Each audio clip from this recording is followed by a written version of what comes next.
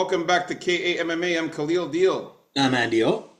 We are KAMMA, about to talk about UFC 319. This is going to be an awesome event. Dricus du Plessis versus Khamzat Chimaev for the UFC Middleweight Championship. This fight is taking place in Chicago, Illinois.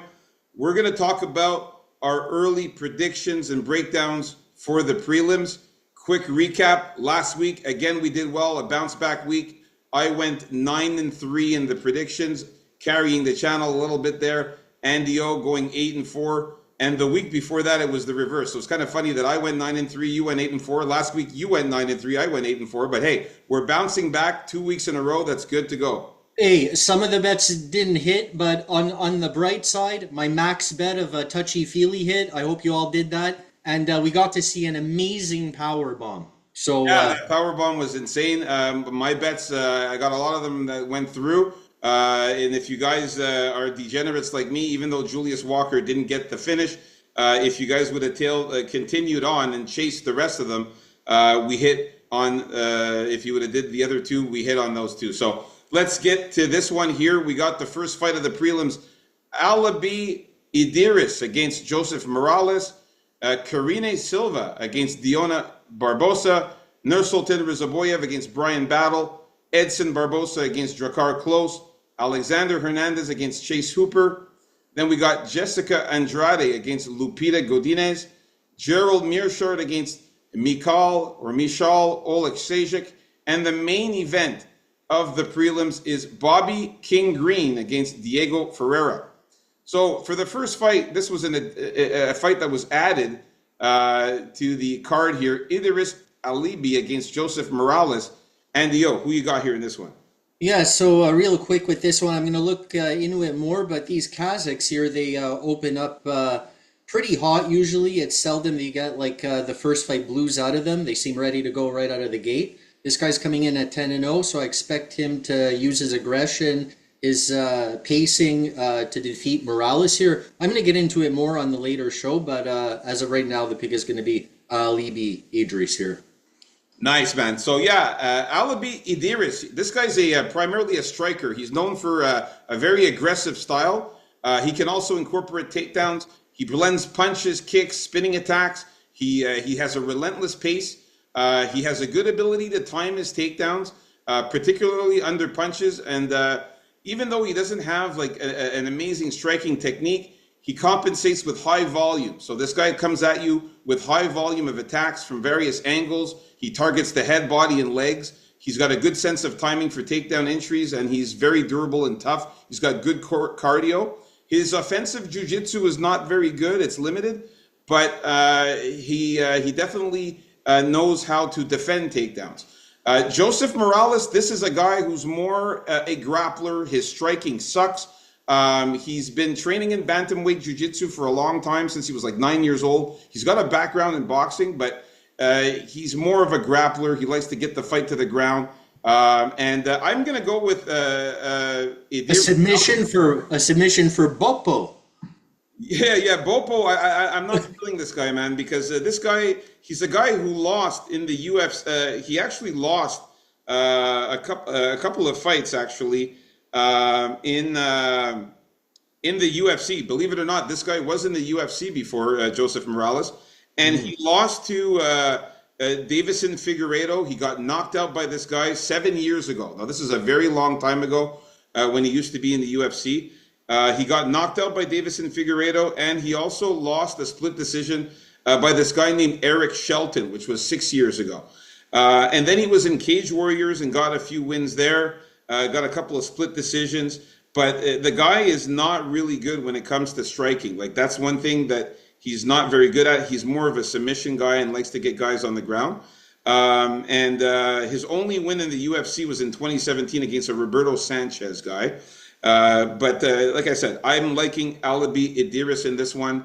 I think that this guy is going to attack, come at him aggressively, and it's going to be a little bit too much with his relentless pace and his forward attack. So give me Alabi Idris to win this one by knockout or decision. All right, so we're in agreement with the first fight. Let's move on up to the next fight here. We got the ladies going at it here. I like a fight where she was had a full training camp. I might have leaned towards Dion Borboso because Dion Borbosa did beat Carini Silva a long, long time ago back in the day. Uh, but I this, don't think you would have. well, like she beat her before and she's really good. Um, Carini Silva, though, man, her fighting style, she's a very super strong Brazilian Jiu-Jitsu fighter. She's got very good submissions. She's very aggressive as well. And she's got a lot of wins by submissions and knockouts. You can see here that she's a finisher. 9 knockouts, 8 submissions out of her 18 wins, only 1 decision.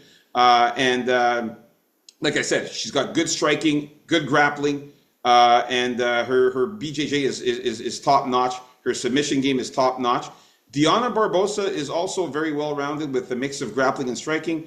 She's more of an expertise in judo, a little bit of jujitsu, and she's developing her Muay Thai skills a bit. I'm gonna say that when she beat Carini Silva the first time, Carini wasn't the fighter she is now. Carini has gotten way better than she did back when she lost to Dion Barbosa, which was back in 2019. We're talking 6 years later, and she lost the decision in that fight. But now she's not that same fighter. Now she's more aggressive, she's tougher and stronger. Give me Carini Silva to win by knockout or submission. I think she finishes off Dion Barbosa coming in on short notice here. Yeah, I'm gonna go with Karini Silva also. I don't like the short notice fight much myself. So I'm gonna go with Karini Silva, but Barbosa is pretty strong though. Um, She doesn't have any knockout power though. You can see here she has no knockouts in her 8 wins. no, I meant strong like in the grappling and all that, but yeah, no knockouts. Karini Silva definitely has the power. Uh, Dion Barbosa, her loss most recently was to Miranda Maverick, I think, right? Yeah, yeah, Yeah. yeah. She lost to Miranda Maverick by unanimous decision, and then beat Diana Belbita by submission. But Diana Belbita sucks. You know what I Yeah, mean? and I think she's retired again or something too. Yeah, I'm looking for Karini Silva to win this fight, and I think it's there's a good chance she gets the finish here in this one. So give me Karini Silva by finish. Yeah. Not to mention, Dion Barbosa only has 3 fights in the UFC against Ernesta Karakaite and Miranda Maverick and Belbita. Lost the one to Maverick. At least Karini Silva, she's got way more fights in the UFC. We're talking, geez, man, 1, 2, 3, 4, 5, 6, 7, 8 fights in the UFC, beating up Poliana Botello, Caitlin Souza. We saw how good Caitlin Souza was last time. Marina Moroz, Ariana Lipsky, Vivian Arroyo was the only girl she lost to. So I like Karini Silva, man, to get this win here. All right, so we're in agreement with the first 2 fights of the prelims. Let's get to the next one here. All right, we got this one here. We got Brian Battle against Nursultan Rizaboyev. Who you got here, Andy O? Here, man, if you notice, Brian Battle is being moved up in weight here to middleweight. Okay, Yes. now I have my eye on this because this could be something even bigger for Brian Battle. Because I like fishing for different kind of little things that may have an effect on a fight. This guy used to be like 500-600 pounds, and he lost all that weight, became a fighter, and now I think it's kind of they're punishing him for missing weight the last time and making him fight at middleweight when he really belongs at welterweight here. Whereas Nusratan Rizaboev, he had that one fight, his debut, I think, at welterweight, but he didn't have any business at that weight class, and this is his real weight class. I think Brian Battle's game is built more on kind of bossing people around when he gets close to them and having more endurance and all that. While he does probably have more endurance at Rizaboev, that's still an unknown at middleweight. He's going to be carrying more weight. He's going to be facing a bigger guy. Rizaboev, he has experience being bigger, man. He's going to be longer. I think he's going to have more power, and he's going to be ready to face this guy at middleweight here. So I was going to say something else there, but I kind of lost my train of thought. But I am going to go with Nusratan Rizaboev, man, because we're not sure how Brian Battle is going to react or perform at middleweight here. And Rizaboev, man, shitload of experience, man, shitload of fights, shitload of finishes. So Oh, Give me Nusral 10 by knockout or decision. All right, man. So this is going to be my dog of the week. My dog of the Dog week. of the week. Nursultan Oh, Zaboyev is a I dog. hope you have some more cooking up for us because this is an awesome dog as it is. I hope you're not. I hope this isn't the only one. Well, you'll see. You'll see. So this is my dog of the week for sure here. As you mentioned already, Andy O, Brian Battle was moving up in weight here in this fight. And So I'm a big Brian Battle fan. yeah, So me too. I love Brian Battle. I think he's awesome, but this is not the fight for him. He's going to be smaller and not as tough in this weight division. Nursultan Rizaboyev, man, this guy is a kickboxing guy and a wrestling guy. He's known for his striking abilities. He's got very good kickboxing and he's got very good grappling techniques.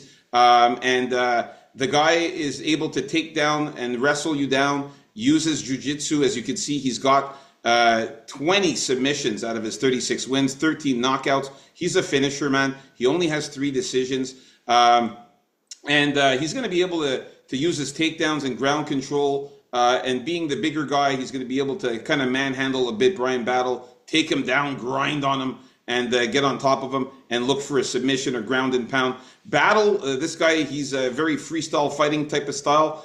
He blends striking and grappling, but he's definitely a stronger striker. He focuses on kicks. He's got good grappling also, and he likes to also get submissions. He's a versatile striker with good kicking and roundhouse kicks. He's got Muay Thai combinations as well. He could switch stances. He's proficient in grappling. He's got a purple belt.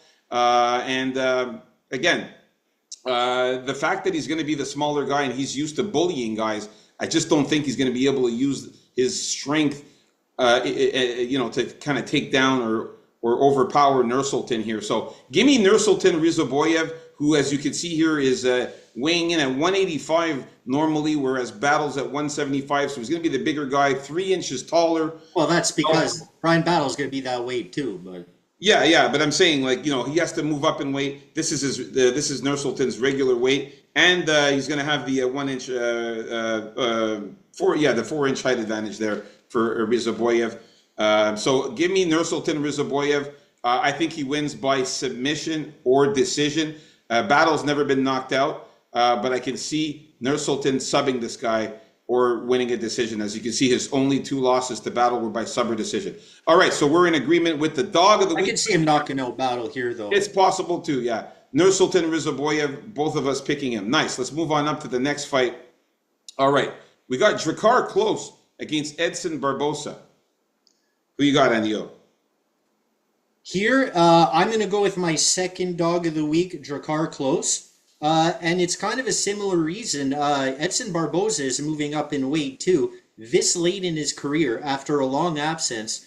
I like Drakkar Klose's striking. I think it's gonna keep up with Barbosa's as long as he implies the ground game and uses his bigger size to get this guy to the ground. And just I want to see an overall blend. Nothing too fancy with Edson Barboza here because I think. He probably still has something left in the tank as far as the striking goes, but he is getting up there in age. He's almost 40 years old, and I think this is a sleeper dog pick. I don't know if it's my dog of the week, but I'm going to go with Drakkar Klose here by decision or knockout. Listen, man, I was definitely thinking about going for Drakkar Klose. I think it's a trap. I really do. Like people are just. I think a lot of. Peons are going to be picking Barboza because he's a name, People love Barboza. He's always in great shape, Yeah, man. I was gonna pick Drakkar Klose. I was thinking about doing it. I'll tell you one thing though, he will be on the dog list come betting time. But I gotta go slightly with Edson Barboza here, and the reason why is because Edson Barboza, man, he's very creative in his striking. He's got a powerful kicking game. He's one of the best kickers in the MMA. Honestly, he's widely regarded as one of the best kickers. He's got an arsenal of kicks, switch kicks, leg kicks, wheel kicks, turning side kicks, and it often leads to highlight reel knockouts. He's got a background in Muay Thai and Taekwondo, and he's a very, very good striker. Drakkar Klose, he's known for his well-rounded fighting style. He's got a wrestling-based fighting style. He combines wrestling with some striking. And he does have a strong right hand. He's got some good calf kicks, but his foundation is really wrestling. He tries to get takedowns, control his opponents on the ground. But Edson Barbosa's got a very good takedown defense, and we've seen Drakkar Klose not be able to withstand some punches sometimes. Man, he gets rattled and he gets rocked quite often. Sometimes he's very aggressive and walks into punches too. I can see Edson Barbosa clipping him here, man. And if you remember the last fight that Drakkar Klose was in, it was against Joel Alvarez, where he just got knocked out with a flying knee. It was pretty brutal. Joel Alvarez is a very, very tough customer to deal with these days. I get it. I get it. But, Edson Barbosa, I mean, this guy, he lost a unanimous decision the last fight to Lerone Murphy, who we're going to talk about also in this card. When was that? A year and a half ago? That was a year and 2 months ago. That was his last fight. But he did beat Sadiq Youssef and Billy Carantillo. He knocked him out as well. So I got a slight lean on Edson Barbosa to win by knockout or decision here. As you can see, the 3 losses of Drakkar have been by knockout twice and decision. So knockout or decision for me for Barbosa. But I will say Drakkar Klose is a dog that I will be looking at betting on my dog list here come betting time. All right. So it was supposed to be my turn. I kind of screwed up there. So this is your turn here again. I'll let you start because I kind of screwed up the order there. So next fight, we got Chase Hooper against Alexander Hernandez, man. Who you got here, Andio? I don't think there's really a way to go here other than Chase Hooper. I think he's really improving fight by fight. He looks far more dangerous than he did at the beginning of his career. And Alexander Hernandez, man, I think he may be kind of like on the downslope here because he doesn't really seem to be getting better, and even when he wins, he like scrapes by. I'm trying to find his latest fights here. Did he win his last fight, Hernandez? Yeah, he beat Kurt Hollabaugh, but Kurt Hollabaugh really was trash in that fight. I thought he didn't do anything in that fight. Didn't you pick Kurt Hollabaugh? I did. He was very lackluster and did nothing in that fight. He was trash. And I remember I picked Hernandez simply because Hernandez was a better fighter, right? But here, you can't deny Chase Hooper is on the right trajectory. I think his grappling and his sub ability is better than Hernandez's. And I think his shots are even going to hurt more. I like Chase Hooper's gas tank a lot more than Hernandez's here. So give me Chase Hooper by a decision or sub. All right. So everything's on the table. All right. So, yeah, I'm in agreement with Chase Hooper here, man. Got to say that Alex Hernandez, he's kind of aggressive here. He's a well-rounded fighter. He does have a black belt in Brazilian Jiu-Jitsu, but you never see him really using his submission skills or trying to latch in subs. He's more of a guy who's more position than submission. He's better at defending against them, I guess, a little. He's good at defending as well. He's got a strong wrestling background, and he has some decent striking, he's more of a dominant striker than a grappler. But Chase Hooper, this guy's primarily a grappler. He's got a strong jiu-jitsu background, black belt in jiu-jitsu. He's got 8 submissions out of his 16 wins. He's not like the best striker, but he has been looking decent because he does use his strikes to set up his takedowns. He excels in grappling with high stats and top control, bottom control, submission offense, submission defense as well. He's got very good ground and pound. That's just what I was going to say. You can't overlook his ground and pound. It's vicious. Yeah, I mean, he's very skilled in jiu-jitsu. He employs techniques and transitions. He jumps guard. He's got very good mobility on the ground to create unusual leg positions. And he uses his striking, like I said, to set up his takedowns and transitions to the ground. I'm going to go with Chase Hooper here in this one, man. I think he gets this done. I'm going to say knockout or submission. I think he gets the finish in this one. Alexander Hernandez was on a 2-fight losing streak to Bill Algeo and Damon Jackson before he barely beat Austin Hubbard. And like I said, and he beat Kurt Hollabaugh, who was shit in that fight. Whereas Chase Hooper's been killing it. Like Jim Miller, he beat him by unanimous decision. Clay Guida, he got him with an armbar. Vyacheslav Borshev, he submitted this guy with a Darce choke. He submitted Jordan Levitt. He's been killing it lately. I got to go with Chase Hooper here, man. Yeah, I guess Hernandez is a slight step up from those guys, if you think about it. All right, so we're gonna move on. We're in agreement with Chase Hooper. Next fight, we got Lupita Godinez against Jessica Andrade. So for this one here, I gotta go Lupi. I gotta go Lupi. Jessica Andrade has been looking like shit lately. She when she gets taken down on the ground, we've seen it many time and time again. She looks like crap. And Lupi is an amazing judo and the Brazilian jiu-jitsu fighter. Her judo is awesome for takedowns. She gets good trips, and she's got good body locks, and she's got very good wrestling. She incorporates, That's her thing. It's the wrestling, right? yeah, she incorporates her jiu-jitsu skills in the ground game and submissions. She trains in boxing too, so she's a good striker, and she's going to have the height advantage too. Actually, no, they're supposed to be the same height here at 5 foot. Actually, no. I think she has a 1 inch height advantage here, but whatever. She's still going to be the pick for me here. I just feel like Jessica Andrade has been on the downhill slope lately. She's not good when she gets taken down. Her takedown defense has been sloppy. Her punches have been very wild and loopy as well. No pun intended there, but she's got looping punches and wild overhand hooks and punches that you could see coming a mile away. I could see Loopy dodging those punches, taking her down, and wrestling her, grinding her out to a decision win. Give me Lupita Godinez here by submission or decision here. Yeah, I have to take Lupi Godinez also here. I think Jessica Andrade, man, pretty inconsistent these days. There are little flashes of her former dangerous self here and there, but she's just taken a lot of damage also. And here she's been what, knocked out 5 times overall, been submitted 5 times. That's 10 finishes, eh? Yeah, And man. Out of her 14 losses, I mean, those losses come from somewhere. yeah, they certainly do. And Loopy, while I used to, I don't know, you still can't have 100% confidence in the best Loopy showing up, but I think she's going to have enough if she just sticks to the basics here.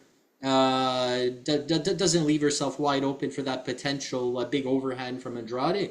I think she's going to wind up with the decision here with just straight ahead classic boxing, get some takedowns, maybe a little bit of control down there. So yeah, decision for Loopy. Nice. We're in agreement with that one as well. All right. Next fight. Moving on up here. We got Gerald Mearshart against the Mikhail or Michal Oleksiejczuk. Who you got here, bro? Yeah, I'm gonna go with Gerald Beerfart here. Yeah! I just see him subbing out Mikal in the second or third round. Love And it. I do. I know Mikal's a favorite here. I don't think he should be such a favorite here. Mikal doesn't possess that ruthless danger, it seems, than other guys Mearshart seems to handle in there. Although he does have 15 knockouts, Mikal here. But I just see Gerald Mearshart playing his game, being really safe at the beginning. I think he's actually about to throw one of those strong leg kicks now, so it should be in by Saturday. And they're very slow, but very hard. And I think in the second round, he's going to start getting more aggressive. He's going to wind up getting down Oleksiejczuk somehow. And I also can't count on stupid Mikal not to jump into Mearshart and get subbed out. Like, he's actually the type of guy to do that. Oh, I'm going to go grapple him. And that's always a no-no against Mearshart, even though Mearshart himself, it's like the second thing he likes to do more than getting subs is getting subbed himself. But Mikal here is not really a sub guy, so that's not really a danger here. I have to go with Gerald Mearshart here, man. Despite the odds, despite everything, I think they're too wide. All right, man. How you real deal? Another dog play that I'm picking here as well. Gerald Mearshart. There's my second dog Wow. here. Oh, it's awesome, and man, it's screaming second or third round sub. Man, for this one here, I gotta say this. Man. I don't even like Mikhail Oleksiejczuk. Yeah, you don't even like him. I always hated this guy. I think he looks like a prick. I think he just has that face that you want to smash.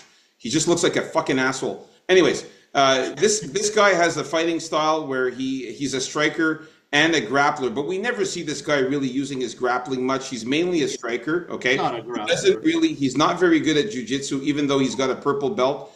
His submission skills are average at best compared to his knockout. He's known more for his knockout power and his early finishes. But this fight, I really do see Mearshart getting him down. Mearshart, he's a grappler and a submission specialist. 29 of his 37 wins are by submission, man. You know, this guy, he's got some decent strikes. We've seen him improve his striking lately. That kick's still coming, by the way. Yeah, he's got good ground control and amazing Brazilian jiu-jitsu and wrestling. And he can secure takedowns and dominate in grappling situations. And like I said, he's a submission specialist, one of the best in the entire UFC at submissions. I'm going with Gerald Mearshart here. I don't like Mikhail Alashejik's stupid face. Give me Gerald Mearshart to win by submission. Fuck everything else. Let's By not forget submission. Just submission alone. he's been sub 6 times. He's been sub 6 times on top of it, exactly. Give me Gerald Mearshart by submission. You can see clearly the path to victory for Gerald Mearshart here is the submission all the way for Mearshart, man. Get out of here, Michal. I hate this guy. All right, next fight. We got Bobby Green, the main event of the prelims. Guys, if you haven't already, hit that like button and subscribe if you're new. Thank you for all the new subscribers, man. We're trying to reach 100. We're almost at 100, baby. Let's go, guys. Help us out to get to 100. All right, so for this fight here, who you got, Andio? I can't take Bobby King Green anymore. I think he's been knocked out too many times lately. He's taken a shitload of damage. Just that fight last time against that, he used to be an assassin for a Chinese billionaire or something like that.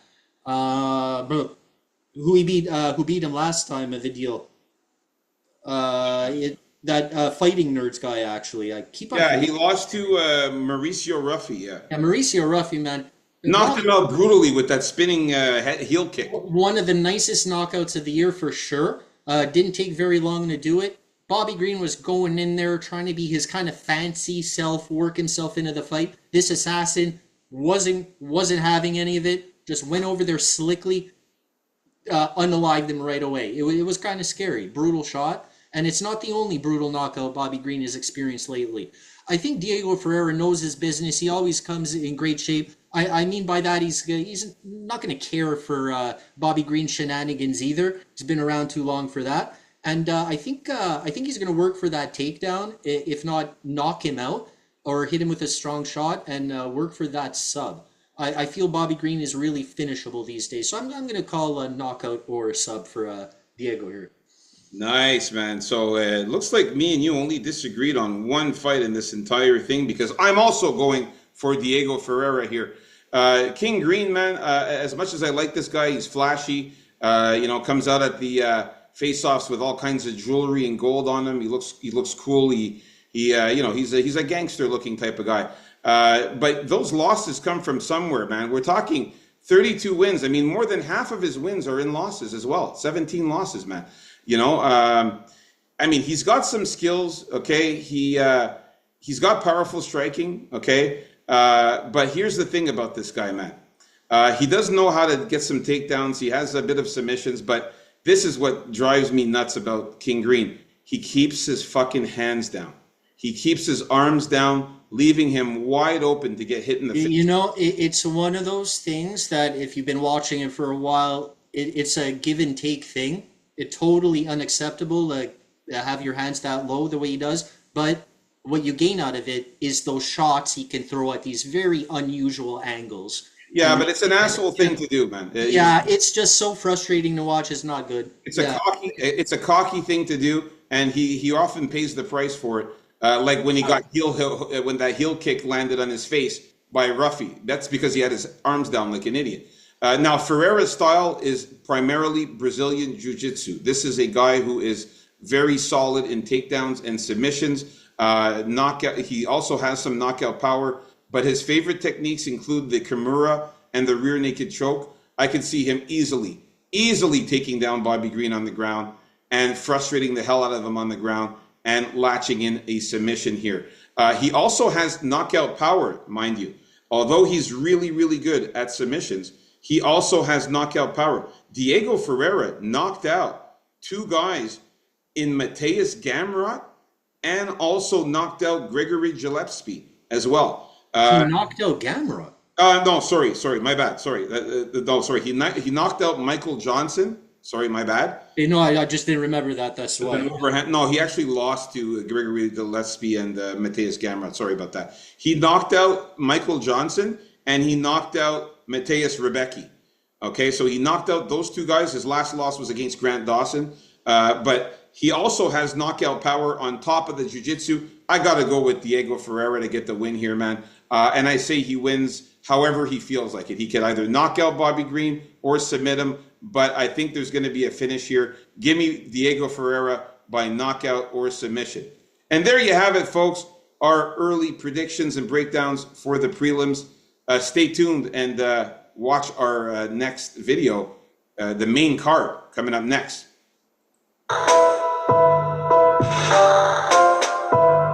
KAMMA. That's it. Let's get it.